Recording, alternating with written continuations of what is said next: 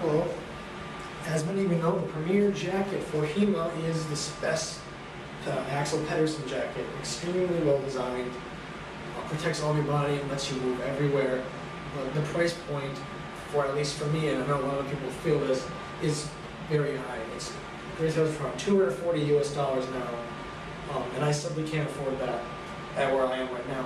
So when I was at Fleet Farm, I was looking around in the military section, and I found this. This is a parka liner for a jacket, and it's, I looked at it and I said, that kind of looks like a Gambeson. And in a way, it kind of is. It's got this quilted pattern, which you see on some replicas and other kinds of designs. It's lightly padded, it's comfortable, and it's long. But it also has these sleeves with this kind of armpit. So it, of course, this goes on over underneath your jacket, your parka, to keep you warm, but it also needs to let moisture out when you're in, because of an armpit's there for. And this actually allows that range of motion that other jackets don't, and the range of motion that the actual Pedersen jackets do by having that extra material there so you can lift your arm up. So this only cost me $8.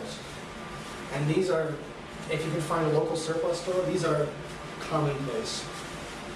There's lots of different kinds, different colors, styles, whatever. This one is pretty large, even for me. But that's good because I want to have that extra fabric and ability to move around easily in this. So you Velcro it up. And normally this would go on the inside of the jacket, so there's Velcro, here are the sleeves, and here is the body. But just I can wear it just by itself too. Right there. Comes down to almost my knees, and mind you, I'm a little under 6 foot, so I'm not terribly tall. But this goes well past my waist. I can put my hands almost to the side, which is nice. It gives me a little extra room to work with. And then I can put gloves. When I put gloves over, I can tie these off with string, or I can tuck them in the gloves, depending on what kind of gloves I can use. A little lacking protection here, but the bib from a fencing mask covers it up nicely. The best part, though, is the fact that I can raise my arm. It starts to pull right about here, which is farther than most other jackets. But because of the length, I can get my hands all the way up. And because of this, it doesn't get in my way. And it still covers past my waist. Very easy to manipulate a sword in this and still maintain a good level of comfort and protection. Mind you, it's not as much as the Spats jackets. This is, it's not terribly thick. It's only meant to be a warming kind of material. But for sparring with synthetic swords, it would work very nicely. All it needs to do is put something between you and a thrust for a plastic sword, and it will do nicely. Of course, what I'm going to do is supplement this with a chest guard from Absolute Force and some forearm guards from either a Fox Racing, I know Aaron from the WHFA uses, or some other kind of maybe Kali sticks or whatever they are. I have some of these arm protection that goes all the way around. I might supplement with those. But together, that means I can have solid chest protection, a comfortable and mobile jacket with gloves and then forearm protection for less than $10. It's a complete steal. And I guess I'll try to do a little bit of motion for you just to show you how well this adapts to swordplay.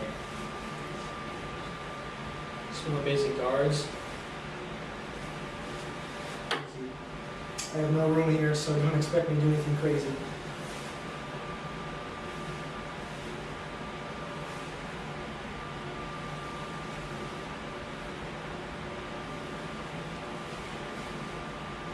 I can attain each of these guards incredibly easily. Not even a bit of trouble. And I'll try to get a little bit of motion here for you.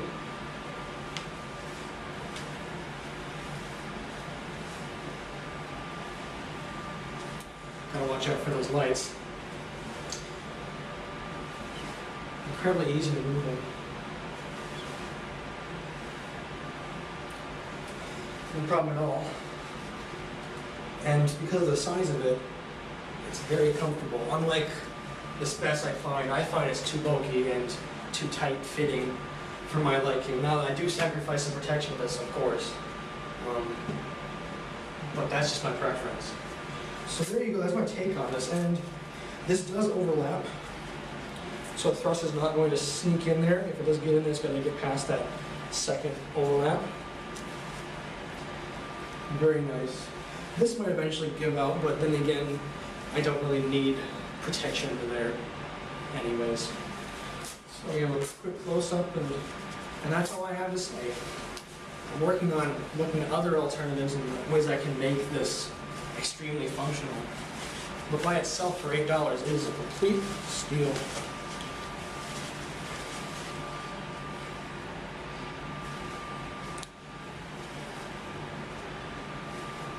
Nice and big. It's really big. I think this is meant for a very large person. Do not iron. Okay. Yeah, this is size 180/112. Don't know how sizing works, but let's see how thick it is there if you look.